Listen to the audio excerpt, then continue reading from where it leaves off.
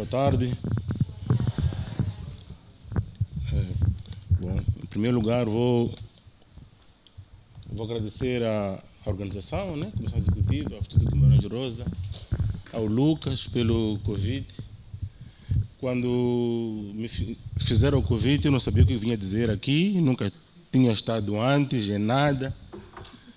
Então, tentei organizar uma fala que fiz com o meu estudante, na altura era meu orientando de mestrado, o Luís Chauque.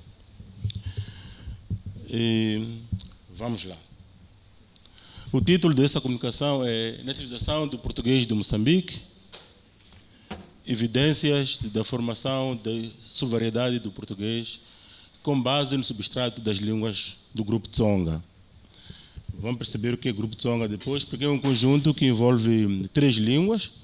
Uma é falada aqui em Maputo, que é o Chironga. Outra é falada em Gaza, que é a província mais próxima, que é Xangana. E outra em Inhambane, a mais ou menos 500 km daqui, que é Chitsua. Essas formam um grupo de línguas, chamam línguas banto. Por favor, o próximo slide. Bom, este é um roteiro que eu preparei. Nessa coisa de não saber o público-alvo, vou tentar fazer uma abordagem mais friendly, para ver se a gente consegue falar. Se tiver algumas questões, a gente pode esclarecer. Mas, primeiro, eu apresento o panorama oral, o panorama linguístico de Moçambique, a metodologia que utilizamos para fazer essa pesquisa. O perfil dos participantes era importante, vão perceber porquê. Depois, um slide só sobre a verdade do português, um sobre o quadro teórico e os outros poucos que vão sobrar para apresentar e discutir os sons, sobretudo, porque falo do português oral. Acho que já notaram que o meu sotaque é tão brasileiro que vocês percebem muito bem. Desculpem por isso, mas isso não se muda. Pois, obrigado. Próximo slide. No que chamei de introdução aqui, são informações gerais que estou a dar, vocês já devem saber, todos, que o que pretendemos aqui é descrever e analisar comparativamente a fonologia do português de Moçambique, tendo como referência o português europeu. Vou dizer porquê português europeu, porque é esse que é utilizado aqui nessa universidade como referência, embora muitos de nós não conheçam essa norma, só usa esse português com o nome de português europeu. O Moçambique, aqui onde nós estamos, vocês já sabem muito bem que é um país que é multilingue, é multiétnico e até dissemos hoje em dia que é plurilingue, onde a língua portuguesa, que é a língua oficial, segundo os documentos oficiais, coexiste com cerca de 20 línguas banto. 20 línguas banto. Tenho a sorte, hoje estou com 3 meus alunos aí, mas na turma somos por aí 40, em que na nossa turma de ensino de língua banto 1, temos cerca de, não sei quantas línguas são agora, são quantas, chefe? São 13 línguas, mas a turma quando está completa funcionamos com 18, mesmo 20 línguas. Então, sabem que a relação entre a língua portuguesa e as línguas banto é diglóssica, aqui em Moçambique. Acho que em Angola também é assim. A língua portuguesa é a língua oficial, é a língua do governo, e as línguas, por conseguinte, de maior prestígio, e as línguas banto, as de menor prestígio. Mesmo aqui nos corredores, há uma relação diferente, como os alunos de ensino do inglês, do francês, do português olham para os alunos de ensino de línguas banto, mesmo eles não dominando o tal português, o inglês, no francês, mas já há essa posição sempre de que é a língua oficial, é de maior prestígio e está lá. Então, apesar do seu uso tender a penetrar, isto é, estou falando das línguas banto, apesar do uso das línguas banto, as línguas moçambicanas, tender a ser usado nas áreas associadas ao domínio da língua portuguesa, como, por exemplo, agora já usamos a língua portuguesa na escola, já ensinamos no ensino formal, no ensino primário, já podemos falar entre nós, num espaço como este, urbano. Mesmo no meu tempo, nos anos 80, 85, era proibido falar a língua banto na escola, né? Até tinham lá rótulos pouco desligantes. Hoje em dia está claro que, mesmo no próprio documento da Constituição da República, tem aberto a linha para dizer que valoriza as línguas moçambicanas. Temos o ensino bilingue, podemos utilizar a língua na televisão, na rádio, mas na prática as línguas bantus são confinadas ainda no domínio mais fechado, mais em casa, mais no informal. Ou seja, nenhum moçambicano pode pedir um documento formal utilizando a sua língua, aqui em Moçambique. Então, há esse casamento, com, às vezes em lua de mel, às vezes nem tanto, entre a língua portuguesa e a língua banto, faz com que vai crescendo no país um bilinguismo, né? Há uma percentagem de cerca de 40%, 30%, 40%, não se sabe bem, porque o inquérito do censo não diz bem os números de forma precisa, que dizem falar o português bem ou mal e as línguas banto. Então, estamos aí numa percentagem razoável de um bilinguismo. Por favor. Então, eu coloquei esse slide aqui para tentar dar uma ideia, embora que muito panorâmica, do país. Cada cor que nós temos aí representa uma língua. E tem uns pingados amarelos. Vem uma setinha aqui. Agora não sei como funciona.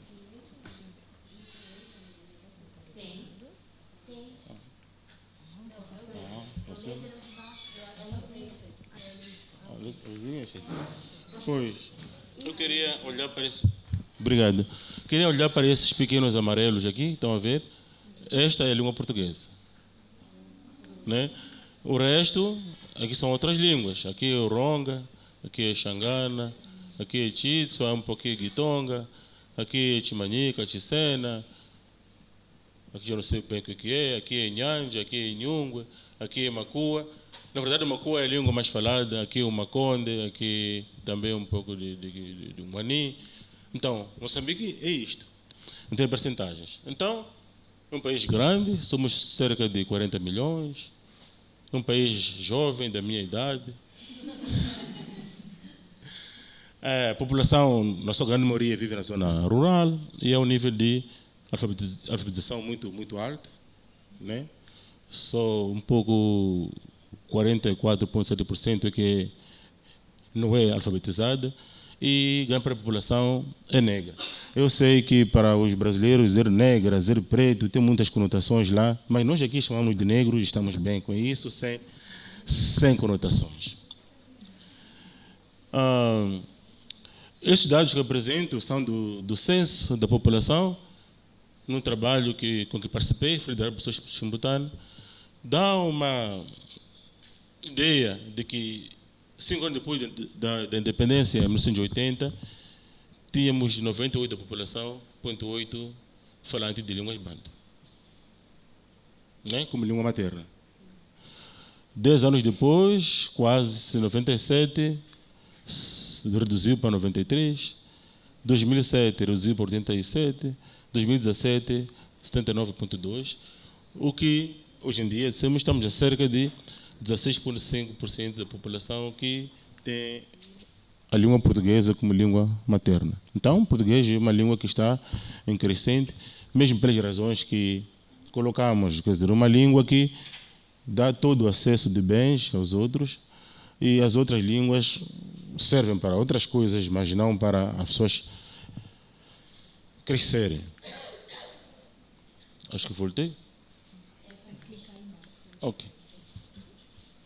Então, nesse trabalho, aqueles slides iniciais era para dar um panorama, mais ou menos o que é Moçambique, uma foto muito alta.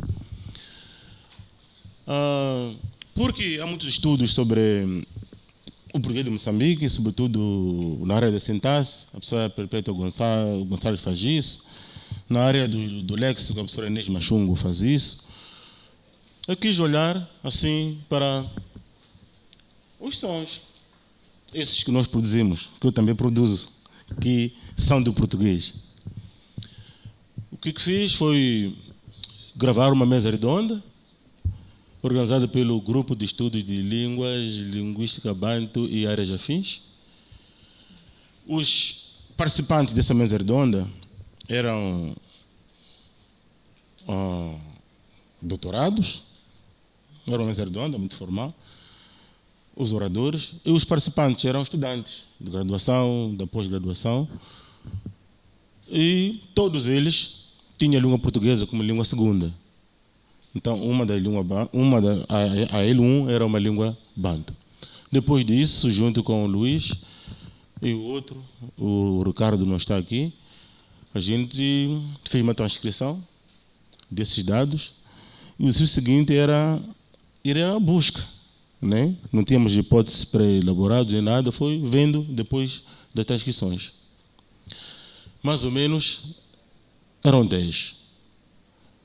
Entre 2 doutorados, 2 mestrados, 2 licenciados, 4 estudantes, quer dizer que de graduação. Então, são pessoas com perfil do nível superior, ou estão a frequentar, ou já o frequentaram, que já têm o seu registro de língua mais consolidado. Então, podemos falar com alguma clareza ou certeza daquilo que estão a dizer, dos sons que eles já estão a produzir. Mas esse slide aqui até vou passar. Quando vi que aqui é o eleitorado, estão distribuídos para aqueles países, então vou passar mesmo. O que vou dizer é que, tal como em Angola, aqui em Moçambique, a escolha da língua oficial tem esse cariz de uma herança colonial. Era a língua que, na altura, o regime acreditava que era a língua de unidade nacional. Era a língua que o regime acreditava que evitava o tribalismo e que seria a língua de desenvolvimento. Então, e como vocês veem, vi muitas coisas, muitos textos escritos por autores brasileiros sobre as variedades do português no contexto africano.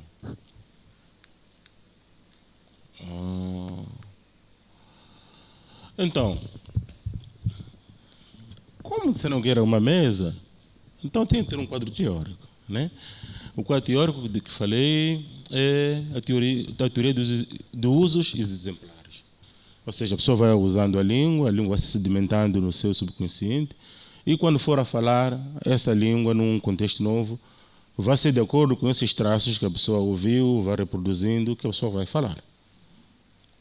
Pronto, esse mais ou menos o quadro teórico. Então vamos comparar. Eu fui pegar as vogais do português oral, de Portugal. Né? A língua portuguesa, na sua versão europeia, tem 9 vogais. Aquelas aí. Até comparei com o português brasileiro, na versão de Minas, da professora Thaís.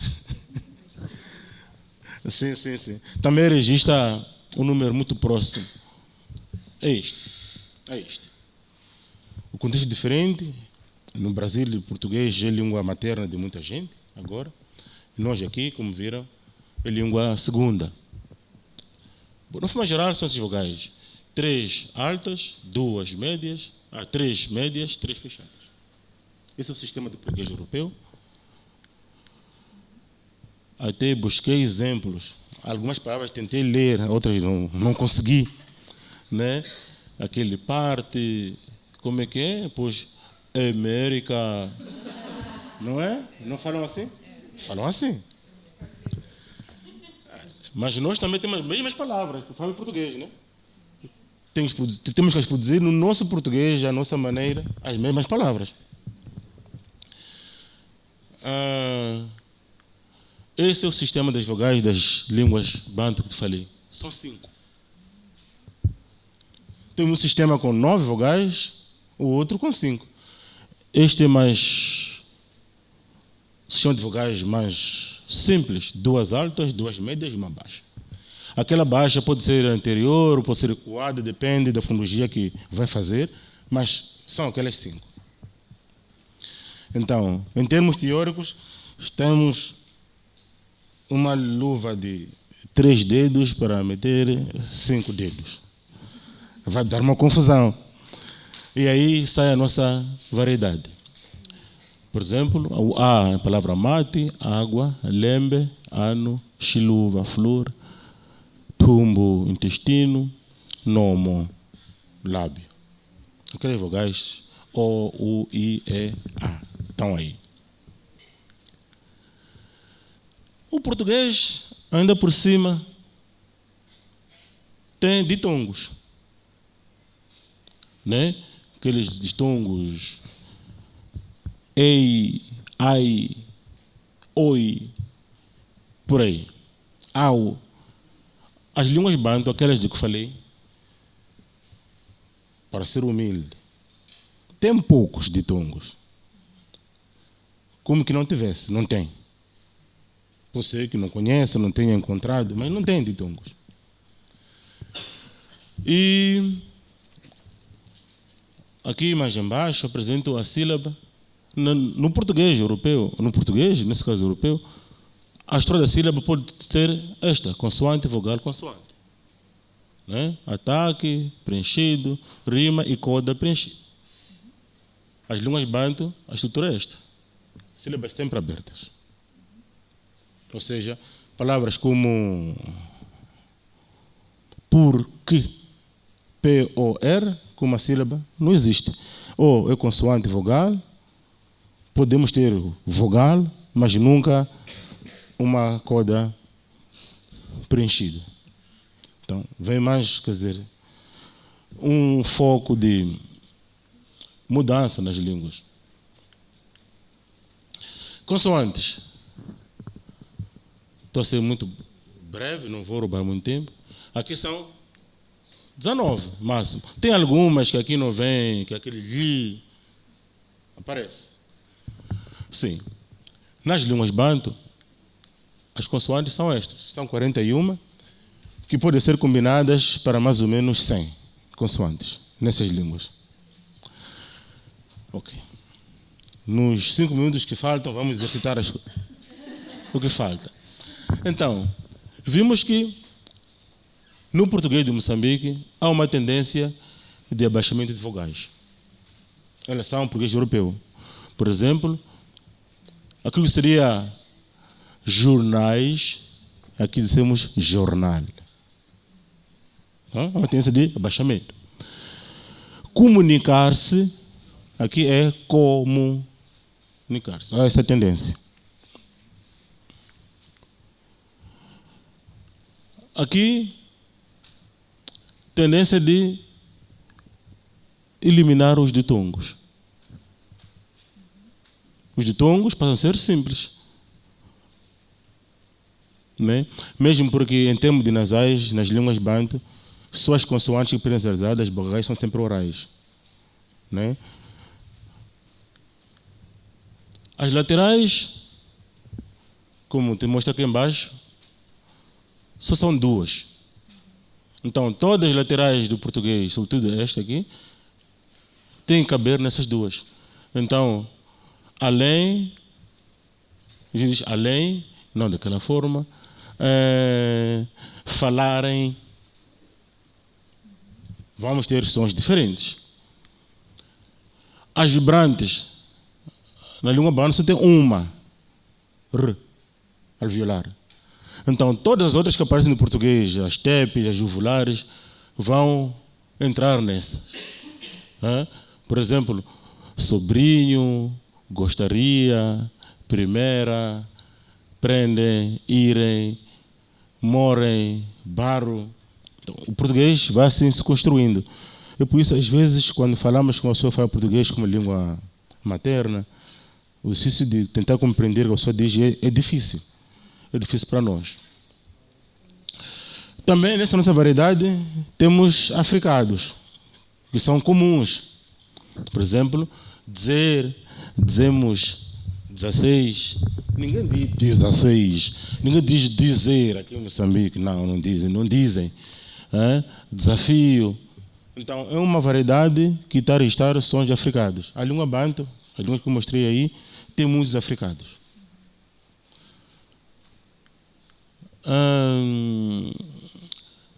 Tendência à recibilificação, ou seja, as sílabas tendem a ser todas abertas e simples. Então, normal fica a ser normal, né? Mal vai ser male. Boa vai ser boa. Acho que vocês, se forem andar por aí, vão ouvir esses sons do nosso português. E até os bairros vai ser bairro. Não tem ditongo, não tem o volar, então é bairro. E aí vai.